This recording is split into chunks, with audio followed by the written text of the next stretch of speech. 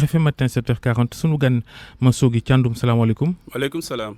yaa nekk directeur technique mbootaay gi ñuy wax ANCS Alliance nationale des communautés de santé wàllu wér-gu-yaram moo leen tax a jóg jàngoro sida la ñuy waxtaanee.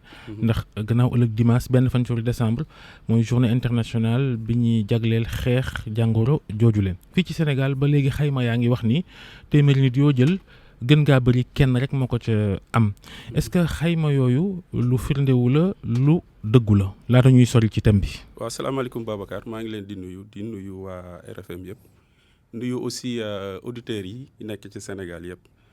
wax nga dëgg xayma bi mën nañ ko dëggal ndax études yi nga xamante ne moom la ñuy def ñaare sax dafa wane ni téeméer boo jël daanaka 0,7 entre 0,7 ak 0,5 egguñu sax 1 loolu la études yi dëggal loolu mooy wane ne Sénégal wax dëgg yàlla ñu ngi góorgóorlu bu baax ci xeex jàngoro sida ba nga xam ne wàññeeku na ci askan bi de manière générale muy population générale bi. buñ ko dee xayma ci diwaan ci taax yi la wala ci kaw gi la ëppee. waaw boo jëlee nag saytu bi yóbbu ko ci région bu nekk ci Sénégal dafa am lu ñu tuddee prévalence yu nga xam ne dafay uute bu xaymee Sénégal de manière générale dëkk yi nga xamante ne région yi nga xam ne ñoom ñoo nekk région nord région de Dakar jëm kaw seen prévalence moo gën a néew ñi nga xam ne dañu nekk ci sud bi maanaam Kolda Ziguinchor ak Tambacounda. foofu la yëf yi gën a takkar naa seen. waaw ñooñu ñoo ëppale. ñuy dund ak doomu jàngoro sida ak Dakar ak région yu mel ni Ndar wala Diourbel ak yu demee noonu. ci yan communauté la yëf yi gën a jéggee dayoo ci jigéen ñi jaay seen bopp ci ñiy jëfandikoo drogue di piqûre wala ci ñan daal lañ gën a seetloo ni fa la jàngoro ji gën a lawee ci Sénégal. waaw xam nga épidémie de type concentré la ñu am épidémie type concentré li koy màndargal mooy feebar bi dafay tuuti ci askan bi boo leen jëlee askan bi yëpp mais boo saytoo ci biir dafa am ay groupe yu nga xamante ne foofu la doomu jàngoro bi di gën a baree ci ñoom comme ni nga ko waxee boo xoolee par exemple ci ñi nga xam ne ñoom ñooy jigéen ñiy génn di jaay seen bopp ñu ngi si 6,6%. ñi nga xamante ne aussi ay góor la ñuy sëy ak seen yeneeni góor foofu tar na fa parce que ñu ngi ci 17,8%. ñi nga xam ne dañuy utiliser drogue te di ko jamoo en général mooy consommateur de drogue injectable yooyu ñu ngi ci 5,2%. donc boo saytoo prévalence bi nga xam ne moo am ci population générale fu ñuy wax 0,7 ak 0,5 ak ñii nga xamante ne ñu ngi ci ay 10 wala 8 day mel ni si groupe yooyu fa la mbir mi gën a nekk fa la gën a bare moo tax aussi ci liggéey bi nga xam ne moom la ñuy def dañuy concentré wu suñu effort ci population yi nga xamante ne ñoom ñoo gën a vulnérable. laata ma bàyyi Georges dañuy taxaw ci xayma gi ci góor ñi. seq ak seen moroomu góor. moom yéeme na di waay téeméer boo ci jël fukk ak juróom-ñaar ci ñoom am na jàngoro sida. waaw loolu mooy li nga xam ne moom la études yi wane mais dama bëgg a wax fii rek ne loolu aussi du Sénégal kese la concerné daanaka xayma yi ñuy jëf ci monde bi yëpp ci àdduna bi yëpp. groupe boobu si groupe yi nga xamante ne fa la feebaru sida di gën a baree wala boog ñiy dund ak doomu jàngoro sida si ñoom lay gën a baree ñaare. nga jàpp ne wax nga ko sànq ci côté sud bi ay zone Ziguinchor Kolda Tambacounda xëy na Kédougou foofu lañ nemmeeku ne fa la prévalence bi gën a kawe. loolu lan moo ko waral message bi moo dul jàll wala ni ñu jegeyantoog ak yenn réew yi te tax sax ba yenn saa nit ñi dugg fa ñëw liggéey sa fàkk lu ni mel. waaw facteurs yi dañu bari xam nga zone la yu nga xamante ne déjà comme ni nga ko waxee ay zones difficile d'accès la parce que ay régions la yu nga xam ne lii nga xam ne moom mooy liggéey bi ñuy def maanaam dem def sensibilisation prévention ak yooyu yëpp boo ko seetloo ci biir taax yi la gën a bari que ci biir dëkk yu sore yi loolu benn facteur la. système de santé bi aussi ci biir taax yi la ëppee doole que ci zone yooyu beneen bi mooy ay zone la yoo xam ne c'est des zones frontalières bari na ay dajaloo ak ay yu nga xam ne dafay dem sax ci wàllu diine maanaam ay gàmmu ay luuma ak yoo xam ne daal day dajale ay nit. bari na lu muy am foofu trop te aussi bu fa amee ñi jóge ci yeneen dëkk yi nga xamante ne ñoom feebar bi ci ñoom la gën a lawe dañuy ñëw foofu. boo jëlee fu mel ni Ziguinchor ñun xam nañ ne bari na ñu jóge Guinée-Bissau par exemple di ñëw foofu di faju te ñooñu bu ñu ñëwee dañ leen di enregistrer parce que lii bari dañuy ñëw boo jëlee quartier bu mel ni Tilène Ziguinchor xam nañ ne ay Bissau Guinée yu bari dëkk nañ foofu ñoom bu ñu ñëwee dañuy déclarer man Tilène laa dëkk alors que peut-être ñu ngi jóge ci beneen réew ñëw foofu loolu xam nga day def effet yokk feebar malade yi nga xamante ne ñun moom la ñuy am donc facteurs yu bari la yu nga xam ne boo leen dajalee moom mooy tax région yooyu en général ñoom ñooy gën a bari ñu nga xam ne am nañ doomu jàngoro. mais est-ce que beneen problème posé wul ci zone yooyu. surtout ci zone Sénégal oriental fi nga xamante ne accès bi yenn saay day jafe. est-ce que suivi wala traçabilité ñi nga xamante ne ñoo yor feebaru feebaru sida bi. loolu ça se pose pas ndax doo xam kan la te ñeneen ñi aussi duñu xam kan la mën a wàll ñeneen ñi te voilà. waaw xam nga doomu jàngoro bi bu nekkee ci yow. kenn mënul a gis rek ne da nga ko am. donc nit mën na ko yor di dem di dugg di génn te kenn xamul ne am na ko. foog nga def looloo tax nag xel tey ci seen xayma gi ndax bu ngeen nee téeméeri Sénégalais yoo jël. gën ngaa bëri kenn rek ko ci am. dafa fekk ni loolu mooy xayma gi ngeen def ci nit yi ñëw seet seen bopp est-ce que ñi seetiwul seen bopp. ëpp ñu ñi seeti seen bopp. waaw xayma bi xayma bu wóor la parce que daf ñuy utiliser ay méthodes statistiques yu nga xamante ne c'est des méthodes scientifiquement prouvées te lu leer la. du ñu dem rek si ñi nga xamante ne dañu ñëw seetse ñii ñëw di seetse loolu dépistage de routine lañ ko tuddee c'est des données de routine mais xayma buy am dañuy jël ay enquêteurs ñu dem ba ci biir nit ñi askan bi yëpp ñu dem seeti leen population Sénégal la ñuy jël xayma leen def ay échantillons groupe bu nekk mu am une représentativité ñu dem si ñooñu seet seen deret xool ndax doomu jàngoro mu ngi ci wala déet loolu uute na ak ñi nga xam ne dañuy ñëw ci kër docteur. di fa def dépistage donc xayma yi moom lu wóor la. li ñu seetlu mooy da nga ni ci réewu taax la yëf yi gën a takkarnaase boo ko méngaleeg réewu kaw gi. mais looloo ñu jaaxal ndax waa taax ñoo gën a am accès. ci jumtukaay yi tax jàngoro ji du la dal. waa àll bi xëy na mënuñ cee jotee ni ko waa taax di jotee loolu nu ñu ko mën a expliquer. waaw le contraire bi nag laa wax dama ne ci réewu taax yi. fa la système de santé bi gën a développé. ba nga xam ne foofu la ñuy gën a toppatoo askan bi. mais réew yi nga dëkk yi nga xam ne ay dëkku kaw la te système de santé bi dafa faible. yeggu fa mën na tax ña fa nekk doomu jàngoro bi gën leen sonal. Georges. ci wàllu étude bi ba léegi ba tax ngeen jàpp ni prévalence bi fii ci Sénégal 0,7 la.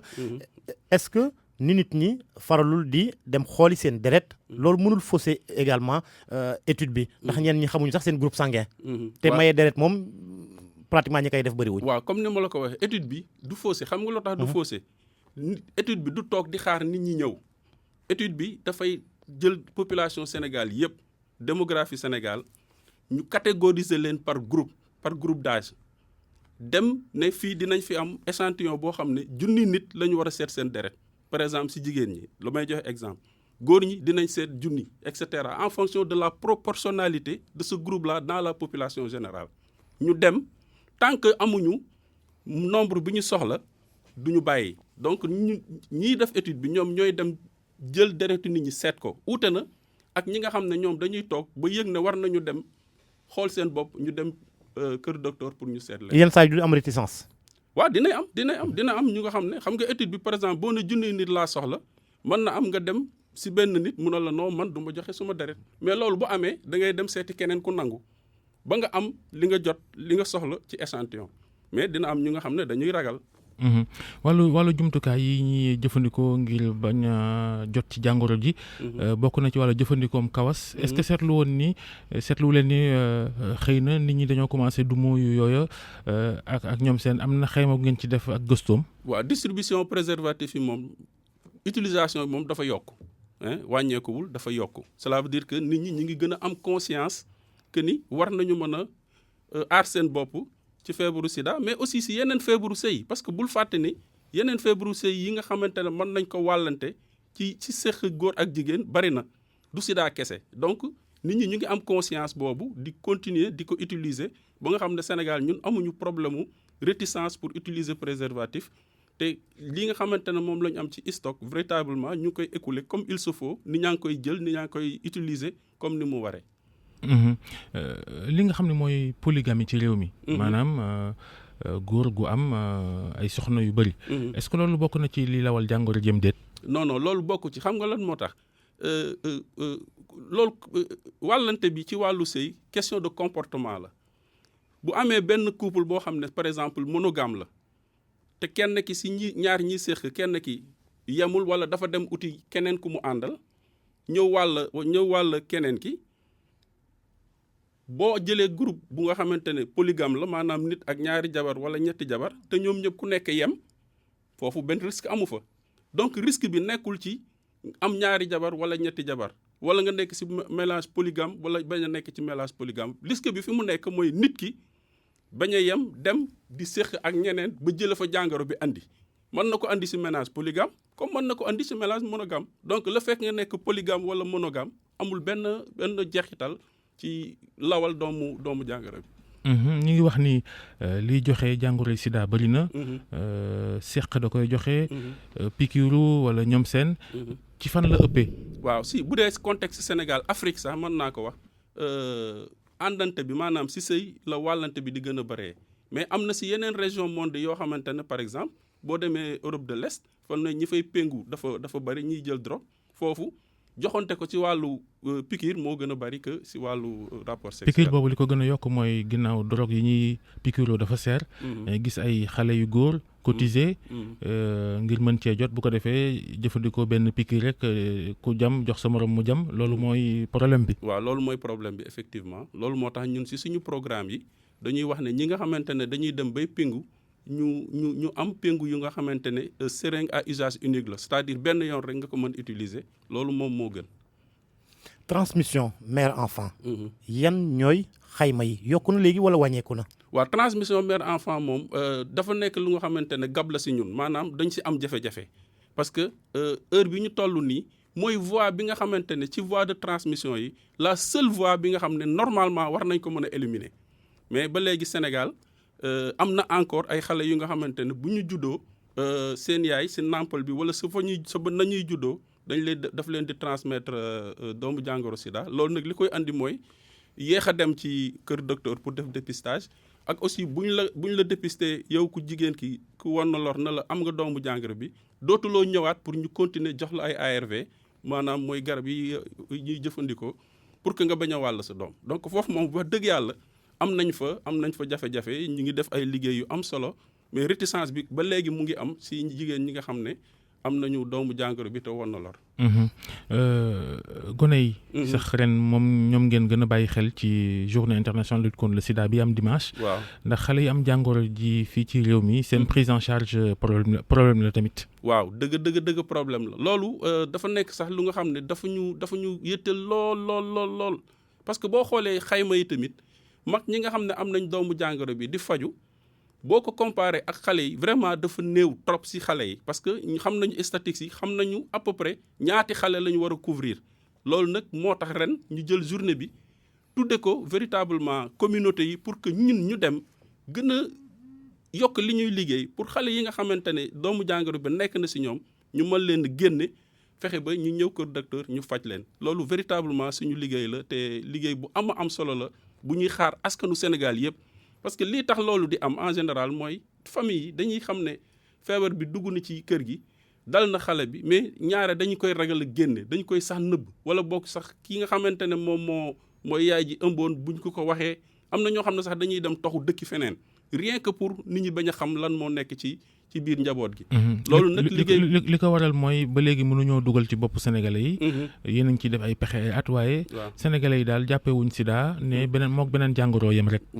jàngoro la rek. waaw effectivement dafa bari ay li ñu tudde ay fausse croyance maanaam ay yu nga xam ne nit ñi dañu ko gëm ci feebaru sida te nekkul ndax feebar la comme yeneen feebar yi yëpp donc nit ñi ñoo war a aussi ubbeeku kenn ku nga xamante ne xam nañ ne doomu jàngoro nekk na ci yow. mu am benn encadrement ak accompagnement familial buy tax nga mën a ñeme mën a sawar pour dem faju ji. loolu lu am solo la maanaam daal ku yor sida ak ku yor diabète yëpp a yem. waaw feebar la rek feebar la rek donc loolu dafa am solo ñëpp xam ko ah boo jëlee feebar yu mel ni sibiru. te diabète sax gën ko garaaw. exactement parce que diabète bi boo xesee boo am ko c'est fini dootoo kii léegi ñi nga xamante ne ñu ngi am feebaru doomu jàngoro sida ci seen deret te di faju correctement. kenn mënu leen sax xàmmee ne ñii dañu feebar wala déet boo tànk yaa ngi dem di faju am na ay garab yi nga xam ne véritablement da ngay dem ba li ñu tudde charge virale maanaam bu ñu seetee sa deret dootuñu gis sax doomu jàngoro bi te loolu boo fa yeggee doo mën a wàll kenn même boo sëyee te amul protection sax doo wàll nit donc loolu vraiment ay avancées yu am solo la. ci xeex bi. nemeeku nañ ni. koppar gi wàññeeku na. waaw ñi doon joxe xëy na dañoo téye seeni loxo. ba am sax ay yeneen méthodes yi nga xamante ne jóg na léegi. est-ce que loolu. ni kenn joxee tut ba ñuy woo nit ñi sax ñuy contribuer ci xeexum sida beek ak li nga xamante ne moo di gëstu yi ngir faj ko. est-ce que loolu du gàllankoor xeex bi. ok ñàkk koppar gi mën nañu gàllankoor waaye aussi ñàkk koppar gi da ngay xool koppar bi fan lay jógee. koppar gi mu ngi jóge si lu ëpp si partenaires yi nga am au niveau international. te gis nga faju dëkk man dama gëm ne doomu Sénégal bu feebaree réewu Sénégal moo ko war a faj d'abord. loolu dafa war a nekk responsabilité régalienne de l'État. État bi moo war a jël ay responsabilités na man samay citoyens bu ñu feebaree dama leen war a faj ba pare ñeneen ñi doog a ñëw nag andi seen loxo. mais bu fekkee ne da nga bàyyi ñeneen ñi ñoom ñoo lay faj par exemple bu fekkee ne da nga am problème mu sida wala tuberculose wala paludisme xaalis bi nga xam ne partenaires internationaux yi ñoo koy indi moo xaw a ëpp sax li nga xam ne moom la état bi di joxe day indi problème. parce que pour man jaaduwul doomu Sénégal bu feebaree xaalisu doomu États-Unis wala xaalisu doomu France moo koy faj donc loolu lu ñu war a corriger la état bi nag mu ngi def ay effort parce que mu ngi yokk. lu muy dugal ci budget santé de manière générale waaye des na nañu gën a góorgóorlu. xale yi ginnaaw moom ren moom ngeen jagleel bés bi gën xayma ngeen ci def ci ñaata xale ñoo ko am Sénégal taux de prévalence sida ci gone yi Sénégal. waaw taux de prévalence su xale yi maanaam enfant OEV yi nga xam ne ñoom ñoo vulnérable ñoom mu ngi tourner autour de pratiquement ñi nga xam ne war nañ ko am 6% population bi la war a tourner à peu près. 6% xale yi nga xam ne ñi am sida bi 6% yi peut-être ay xale lañ donc xale yi vraiment groupe la bu am solo bu ñu war a toppatoo. sensibilisation bi yéen a ngi ci ay at a ngi nii. waaw fu ngeen ci toll bu ngeen di xayma ndax message yaa ngi dugg ci bopp nit ñi am déet. waaw boo xoolee études yi nga xam ne moom la ñuy def pour connaissance yi dañu gis ne am na connaissance yu élevé maanaam connaissance yi ab yéeg na mu ngi ci kaw mais xam nga connaissance xam dara. tekkiwul ne da ngay changer comportement. gis nañ sax ñu dugal ko ci programme njàngale Sénégal. ci école primaire yi. exactement loolu yëpp pour xale yi xam mais boo jëlee damay jël exemple ñi nga xam ne dañuy tux cigarette ñu bari xam nañ ne tux bi baaxul ci ñoom mais terewul ñu ngi continuer di tux donc connaissance yi am na doole. Georges Loiré. mais comportement yi parfois moom mooy andi jafe-jafe te comportement yi lii nga xam ne moo koy influencer ci nit dafa mën a bari. mën nga nekk ndaw ñu jox la yar bu am solo wax la del maytu lii day maytu lële nga dem ba benn contexte benn situation présenté wu nga jël risque ci wàllu rapport sexuel wala wàllu lu nga xam ne péngu la wala leneen nga jël benn risque boobu rek mën na la andil doomu jàngoro sida donc loolu mooy difficulté bi ci nekk. mais sensibilisation moom relais yi ak médiateurs yi communauté yi nga xam ne ñoom la ñuy liggéeyal maa ngi leen di nuyu au passage vraiment ñu ngi ci guddi ak bëccëg suba ak ngoon. dimanche fu ngeen di amalee xew wi ngir mandargaal bés bi. waa esplanade Grand Théâtre lañ koy defee ñu ngi woo communauté yëpp ñu ñëw aussi véritablement pour ñu màggal bés bi xoolaat li ñuy liggéey xoolaat aussi naka la ñuy def ba dem ci kanam ci at yi di ñëw pour que fii ak 2030 comme ni ko Sénégal engagé woo de feebaru sida jeex ci Sénégal. jërëjëf Massoguy Thiandoum directeur technique ANCS Alliance nationale des communautés de santé jërëjëf Georges.